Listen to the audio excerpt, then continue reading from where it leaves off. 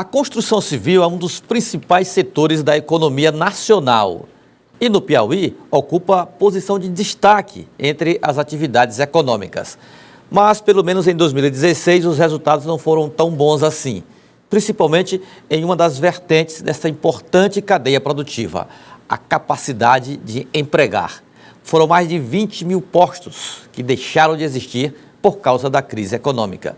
O que isso pode repercutir? A consequência dessa realidade neste segmento.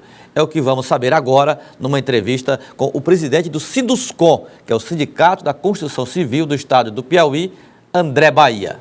Presidente, bom dia. Bom dia, Elivaldo. Muito obrigado pelo convite. Bom dia a todos os telespectadores da TV Cidade Verde. O que aconteceu com o setor para desempregar tanto assim?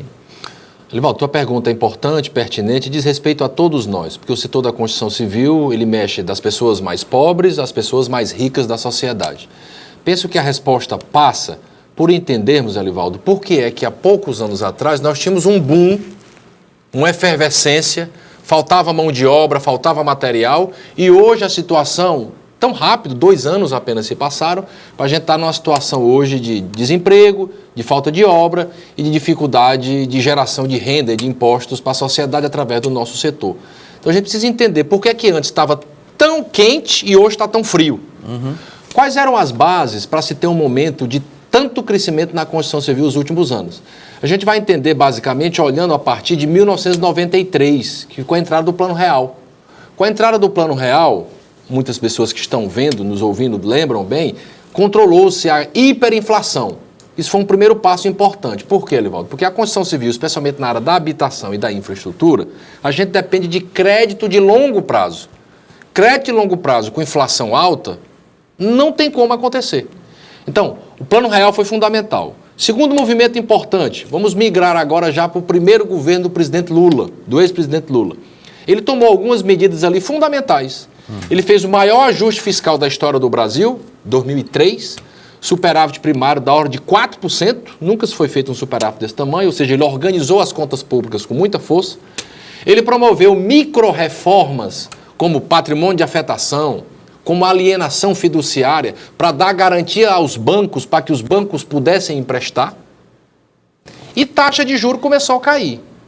Então veja, você começa a ter juro para baixo, conta pública controlada, inflação controlada e microdecisões que dão credibilidade a quem quer empreender dentro do setor. Ambiente favorável. Exatamente, através das micro-reformas que lhe falei. Esses movimentos, Elivaldo, foi que levaram o setor da construção civil a ter um espetacular crescimento.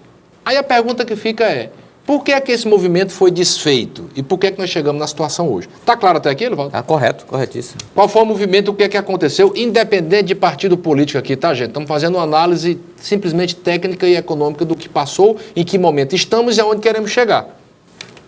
Na crise de 2008, nós estamos bem lembrados, foi a crise do subprime norte-americano, você teve uma crise violenta no setor financeiro mundial, que levou à dificuldade de crédito no mundo.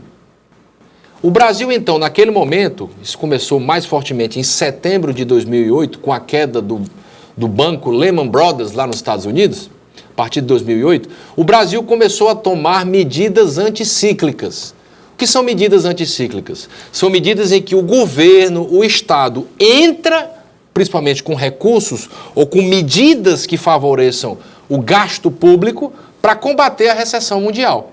E o Brasil fez esse dever de casa? O Brasil, na minha modesta opinião, Elivaldo, fez um dever de casa, por exemplo, diferente do que os Estados Unidos fez. Os Estados Unidos também fez medida anticíclica, mas com porta de saída.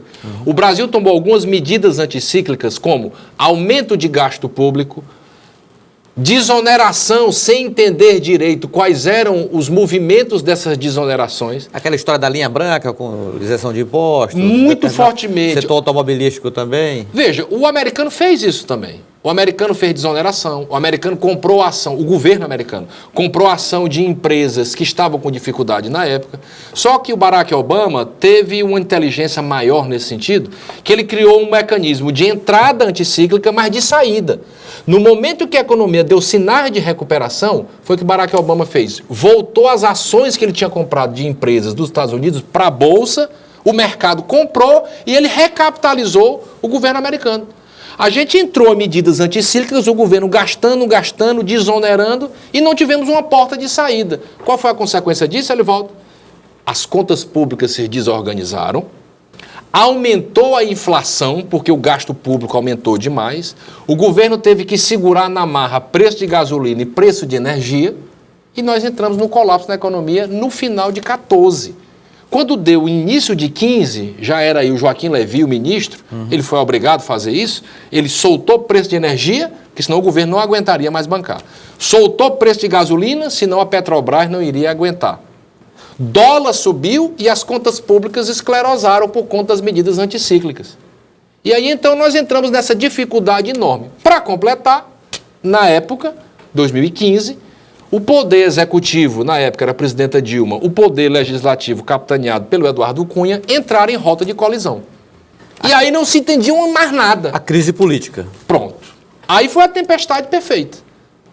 Você agora tem um problema econômico gravíssimo e todo um quadro político duríssimo. Aí veio pauta-bomba, veio discussão entre Dilma e Eduardo Cunha, que você muito como repórter de política também cobriu muito isso. O país parou.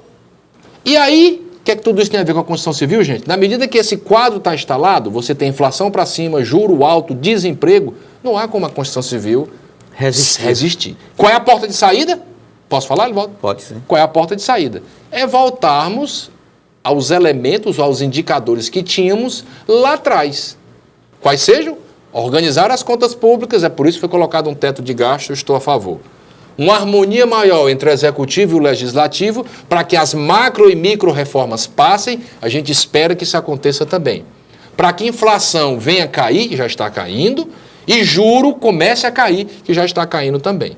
Na medida que você melhora o ambiente de negócio, as contas públicas, inflação para baixo e juro em queda, o setor retoma. A gente acredita que o início da retomada vai para o final deste ano. Mas mesmo num estado de economia mais frágil como a nossa, onde o efeito eu imagino que seja maior, é possível essa retomada? Sim, sem dúvida, por uma questão simples. Na área da habitação, o déficit habitacional ainda é muito grande, Elivaldo. Tem muita gente querendo casa. O que precisa é criar as condições, conforme dissemos até aqui, para que isso aconteça. E esse é o caminho. Na área de infraestrutura, o Brasil tem tudo por fazer.